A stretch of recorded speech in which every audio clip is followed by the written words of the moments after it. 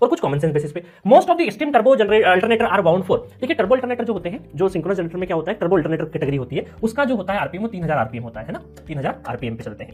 अब देखिए 3000 आरपीएम पे चलने का मतलब एनएस की जो स्पीड है वो 3000 आरपीएम रिवोल्यूशन पर मिनट, ठीक है। तो एनएस इक्वल टू 120 f/p होता है ना, p। अब आप देखो फ्रीक्वेंसी क्या होता है, इंडिया में क्या यूज होती है, फ्रीक्वेंसी 50 हर्ट्ज होती है।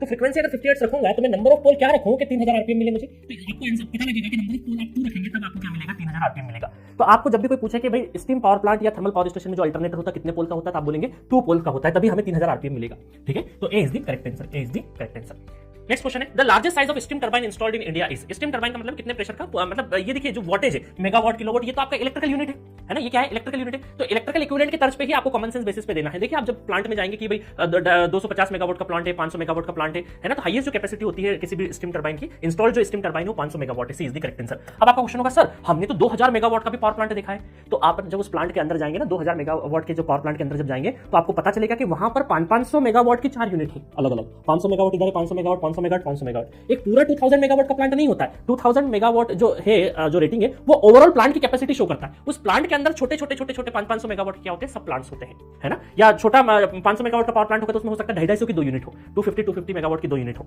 है ना, इस तरीके से होता है वो पूरा का पूरा अरेंजमेंट। तो यहां पर हम हाईएस्ट क्या लगाएंगे, 500 मेगावाट लगाएंगे। Third, which of the following is considered to be superior quality of coal. देखिए कोल को लेके सुपीरियर क्वालिटी क्या होनी चाहिए कि भाई जल्दी से आग लग जाए और एज कंटेंट उसमें कम से कम रहे, है ना। तो जल्दी से आग लगने मतलब हाई कैलोरीफिक वैल्यू हो कि जल्दी से आग पकड़ ले। तो इसमें मैं एक टेबल बता देता हूं आपको, नॉर्मली सब जगह काम आएगा। इंक्रीजिंग ऑर्डर में आपको बता दिया, एक काम करते सबसे अच्छी क्वालिटी किसके कोल से स्टार्ट करते हैं, तो एंथ्रेसाइड है ना, एंथ्रेसाइड, अभी स्पेलिंग आ जाएगी ना, टेंशन मत लेना। एंथ्रेसाइड, बिटुमिनस में भी 2 टाइप होते हैं बट उस टाइप की जरूरत नहीं, बिटुमिनस याद रखना, लिग्नाइट और 4th नंबर का होता है पीट कोल, है ना।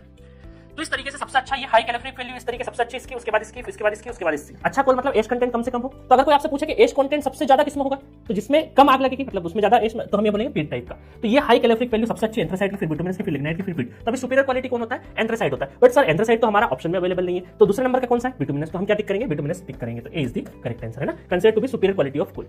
चलो समझ में आया, चलो नेक्स्ट चलते हैं। Coal used in power plant is also known as, तो हम क्या बोलेंगे, स्टीम कोल, है ना, कॉक, चारकोल, सॉफ्ट कोल, ये सब नहीं बोलेंगे, स्टीम कोल। तो A is the correct answer. In thermal power plant the steam energy is converted into mechanical energy by means of, steam आई और मैकेनिकल में कन्वर्ट करिए, कौन करता है, टरबाइन, है ना, क्या करता है, टरबाइन। तो कहां है, स्टीम टरबाइन। तो D is the correct answer. Next है आपका, मैं थोड़ा आंसर दूर लिख देता हूं, है ना, दूर इधर लिख देता हूं ताकि आप जब प्रैक्टिस करें, रिवीजन करें, तब आपको आंसर नहीं दिखे, है ना। Pulverisation of coal is done for, क्यों करते हैं भाई, easy transportation, easy measuring the quantity and weight, reducing burning time, evaporation, moistures, है ना। तो पल्वराइजेशन, देखिए पल्वराइजेशन क्यों करेंगे, रिड्यूसिंग बर्निंग टाइम, क्योंकि हमारा पहला टारगेट क्या है कि हमें उसको जल्दी से जल्दी आग पकड़े, तो जो बर्निंग टाइम है वो कम रहे, है ना, आग पकड़े और जल्दी से जल जाए, कम टाइम में आग पकड़ लिया, कम टाइम में वो जल जाए, तो हम क्या बोलेंगे, सी इज द अप्रोप्रिएट आंसर है।